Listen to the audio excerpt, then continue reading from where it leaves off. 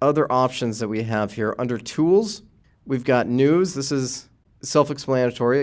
It gives a bit of CloudCoin news. If we go under settings, we have some features here that, frankly, most people won't have to worry about. It has to do with the efficiency of the transferring of CloudCoins, so I'm not going to get into that.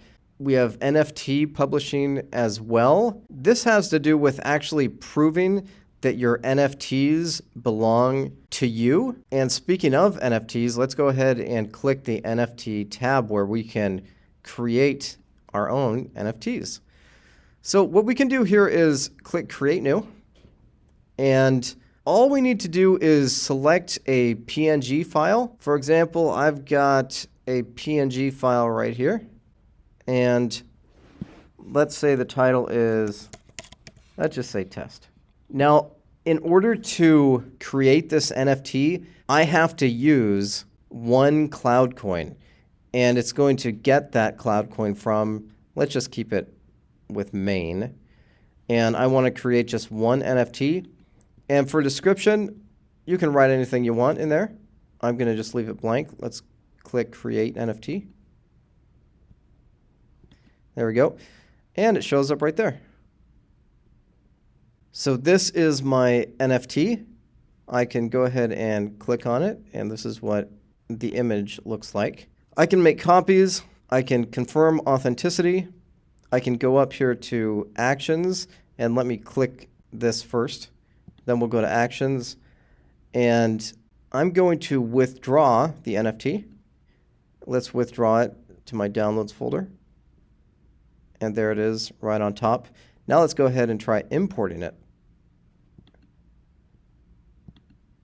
Okay, there it is. Import selected files. And there it is again. Let's go back up to Tools. We've got Ratus status. This shows that all of the Ratus servers are up and running and how quickly they're processing. We've got help and support. If you need any help or support, this is the information that you should go to. We've also got a light and dark button.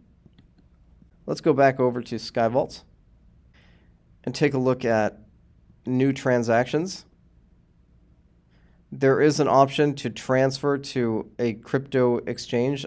This specifically has to do with transferring CloudCoins to Bitmart. If I want to, I can also withdraw coins from my SkyVault to one of my wallets.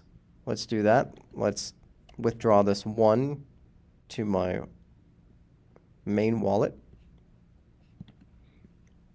Okay. And we'll see that my main wallet just received one CloudCoin. Let's go back to SkyVault and to SkyVault Actions. We've got synchronized SkyVault.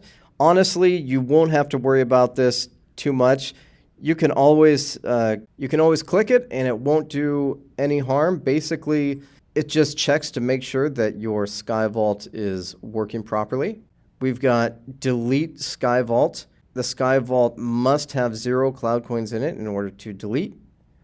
We've got the records actions.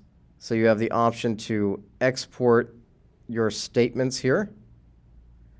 You also have the option to delete all of your records for privacy. We've got the passkey actions.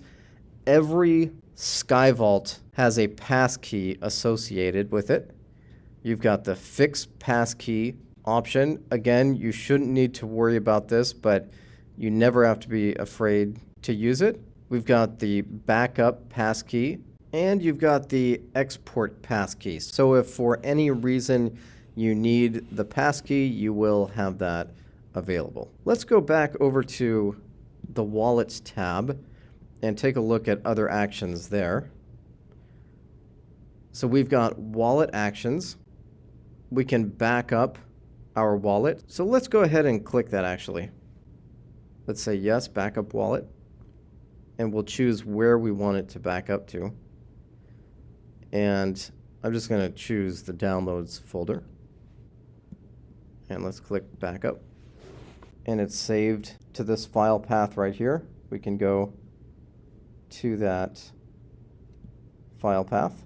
And we've got it right here. I recommend that you put this copy either on a USB drive or even multiple USB drives, or possibly in some online storage. And I'll hit continue. Let's go back to other actions.